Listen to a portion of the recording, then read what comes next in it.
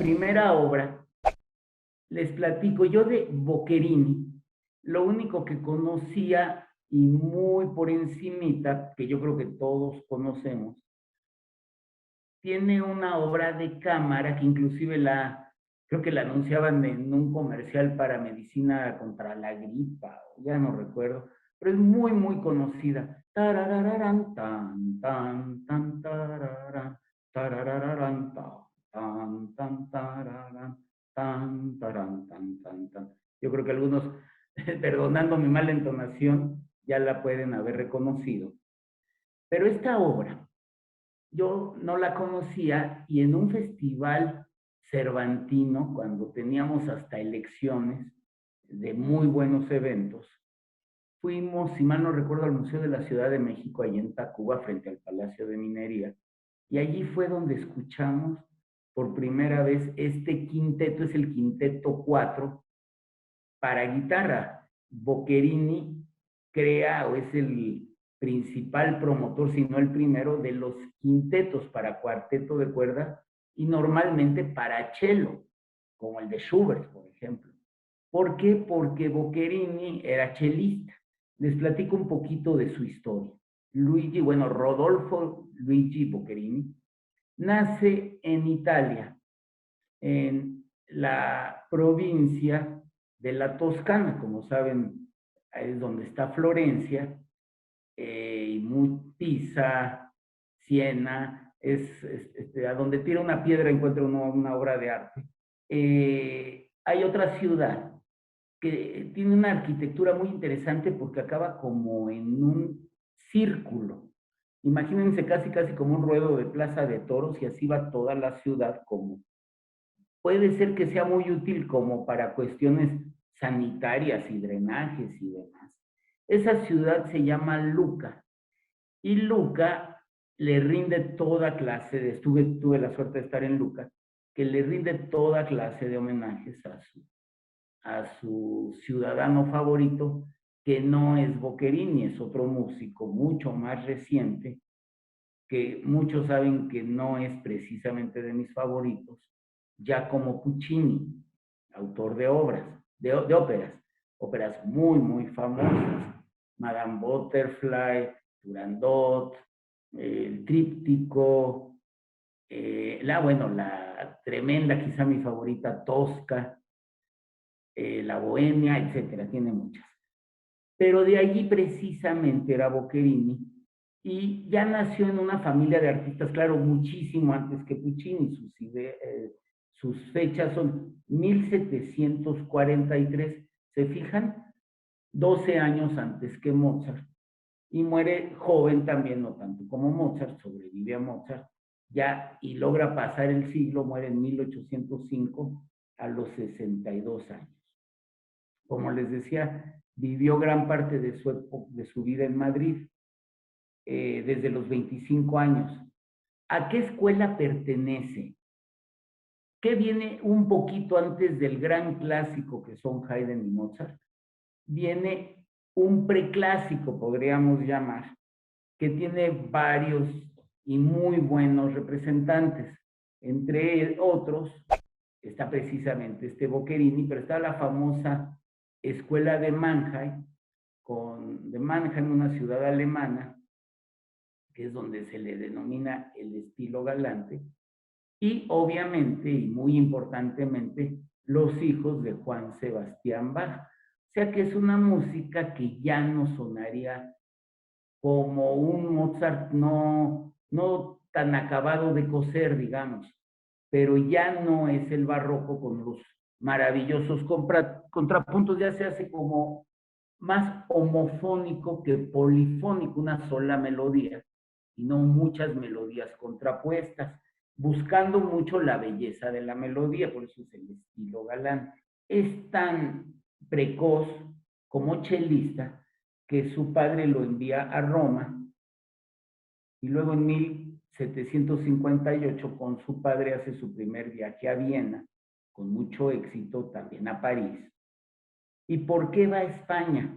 No es por quizá por la mejor razón, no es por algún patronazgo, por algún puesto, sino es por amor. Se enamora perdidamente de una cantante que se llamaba Clementina Pelicha e inclusive se llegan a casar y ya viendo su talento, el rey del que ya hemos platicado aquí, porque es el gran déspota ilustrado de los españoles, Carlos III, el que puso restricciones durísimas en la Nueva España y que además hizo la expulsión de los jesuitas, pero que fue muy, muy malo para México, pero muy bueno para España.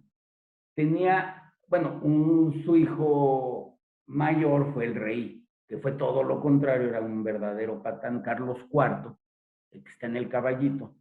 Pero tenía otro hijo, Luis Antonio, el infante Luis Antonio, y era como el instructor Boccherini del infante Luis Antonio, pero recibe, ya estando en ese puesto en la corte, aparte recibe muchas ofertas porque Federico Guillermo II de Prusia era músico aficionado, chelista y admiraba mucho a Boccherini, inclusive llegó a viajar a esas regiones, estuvo en Potsdam, en Breslau, perdón, con bastante éxito en todos los sentidos, pero pues se da la desgracia, muere su esposa, le deja 6 hijos, y quizás su aportación fundamental a la música son sus quintetos, como les decía yo.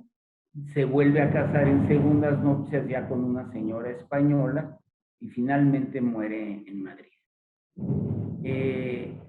Yo lo escuché y verdaderamente me fascinó sobre todo el movimiento del fandango, que si mal no recuerdo es en el penúltimo, probablemente el cuarto de 5 movimientos.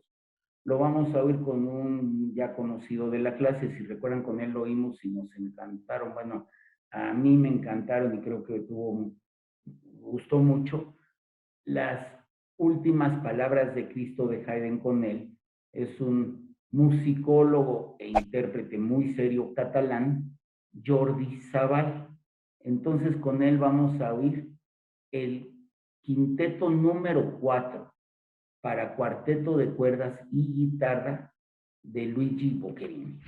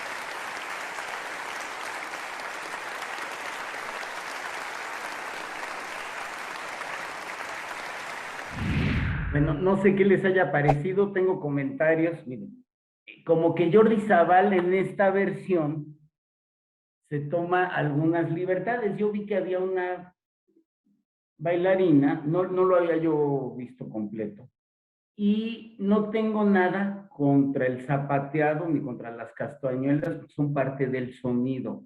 Y creo que en la música española, pues evidentemente son, son parte de, son como instrumentos de percusión maravillosos. Por cierto, bueno, en una época mi señora tomó clases de flamenco y me comentaba lo difícil que son las sevillanas y otros pasos. Y no crean que es fácil el arte flamenco, que por cierto a mí me encanta el buen arte flamenco. Por ahí se dice, no me consta ni mucho menos, y sobre todo el canto hondo, esas quejas, esos lamentos, que vienen de los marranos españoles. Como ustedes saben, los marranos son los judíos que después del decreto de Isabel la Católica en 1492 de la expulsión, se convirtieron al cristianismo, pero a escondidas seguían siendo judíos, y dicen que es su canto. Eso me lo dijo una persona sin mayor prueba, digamos, no me consta, pero no sería extraño. Un buen flamenco puede ser delicioso, inclusive no lo entiendo como yo creo que muchos lo entienden, los verdaderos aficionados, pero creo que es un arte que ofrece mucho. Es más, a mí, pues obviamente como mexicano y como judío llevo mucho lo español, y a mí me gusta mucho el folclore español, se me hace fantástico, y además es tan vasto y tan rico. En una ocasión, hace muchos años, y cómo lo disfruté, vino el Ballet Nacional de España e interpretaban diferentes bailes de diferentes regiones españolas. Me acuerdo que la que más me gustó fue la Jota Aragonesa. Bueno, qué cosa tan bella. Por cierto, pues Aragón, que apenas conocí hace un par de años en Zaragoza, en un viaje muy lindo que hicimos por España. Yo, en general, y quizá hasta un poco exagerado, soy enemigo de estas cosas. Por ejemplo, lo de la rosa o lo de brindar. La música no necesita esas payasadas, con todo respeto, yo así lo siento. Inclusive, no me gusta ir a conciertos donde la gente está tomando su vinito en el pasto y cosas de esas. Para mí, sí es como un poco de falta de respeto, y yo creo que la música requiere más concentración que estar comiendo y tomando, ¿no? Para que verdaderamente, si es como entretenimiento, está perfecto, pero si son, lo que se quiere lograr es una verdadera catarsis emocional que nos transforme, pues lo único que nos pide la música es que nos metamos un poquito, y a cambio nos da todas estas maravillas. Les recomiendo, además no creo que haya sido la interpretación completa del cuarteto, del quinteto, perdón. Es más, arranca directamente con el movimiento del fandango. Es mucho más que eso, pues perdón, creo que no hice la mejor de las elecciones, no había mucho de dónde escoger en el YouTube, pero les recomiendo que oigan y disfruten en general la música de Boquerín, es deliciosa, en especial el fandango. Y algún día pondré, les voy a localizar, creo que le llaman el minueto de Boccherini, pero no sé dentro de qué obra es el minueto, pero famosísima, lo voy a buscar, y a lo mejor les trabajo la obra completa.